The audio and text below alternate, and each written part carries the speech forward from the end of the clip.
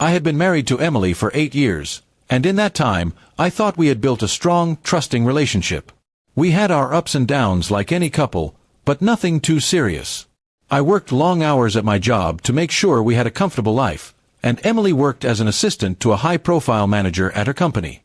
I never imagined that the very place she went to earn a living would become the place where my marriage would crumble. It all started subtly.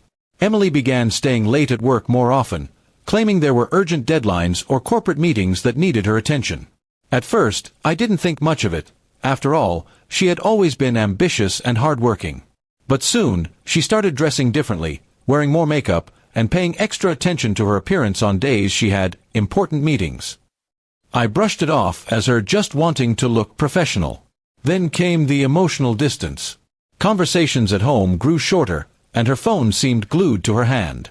She would tilt the screen away from me whenever a message came through. At night, she would sometimes sleep facing away from me, claiming she was too tired to talk. My gut told me something was wrong, but my heart wanted to believe she was still the woman I married. One Saturday, while she was supposedly out shopping with friends, I decided to surprise her with lunch at her favorite cafe. As I was walking toward the place, I saw her sitting outside at a table, but she wasn't with her friends. She was with her boss, Daniel, and they weren't behaving like colleagues. He had his hand over hers, and she was laughing in a way I hadn't seen in months. My heart dropped. I didn't confront them right then. Instead, I walked away, my mind racing with shock and anger. I spent the next few days quietly observing her behavior. I checked phone records, and sure enough, Daniel's number appeared constantly, even late at night. Finally, I confronted her. She denied everything at first, calling me paranoid, but when I told her what I'd seen, her face went pale. After a long silence, she admitted it. She had been having an affair with him for months. As devastating as that was, what came next shattered me even more. Emily broke down crying and confessed she was pregnant. She claimed she wasn't sure if the baby was mine or Daniel's, but deep down, I knew the truth. Then she said something that made my blood run cold. She wanted me to raise the baby, regardless of who the father was. Her reasoning was twisted. She said Daniel was married and didn't want to ruin his reputation, and she didn't want to throw away our marriage over what she called a mistake. I couldn't believe the audacity. She was asking me to take on the responsibility of another man's child while she continued working under him. I refused outright. I told her that not only would I not raise the child, but I also couldn't stay married to someone who betrayed me so deeply. She tried to guilt-trip me, saying we could rebuild trust, but I was done. I had been faithful, loyal, and supportive, and this was how she repaid me. I filed for divorce within a week. She was furious, accusing me of being heartless, but I didn't let her words sway me.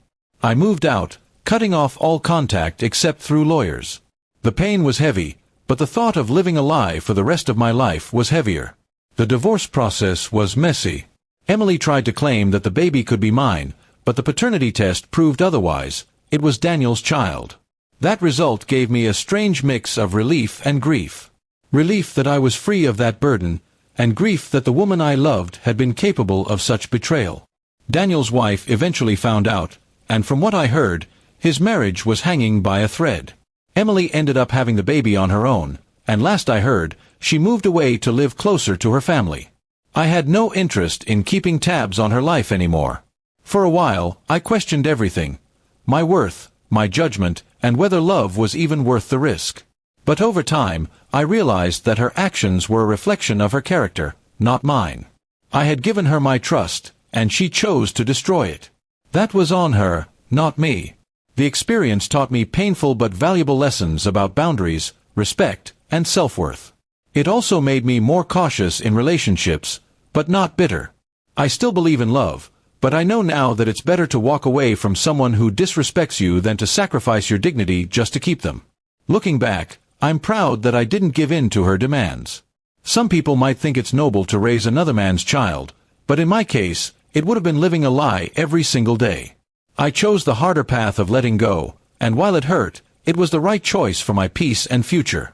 Now, years later, I'm in a much better place. I have a stable life, supportive friends, and a heart that's healing.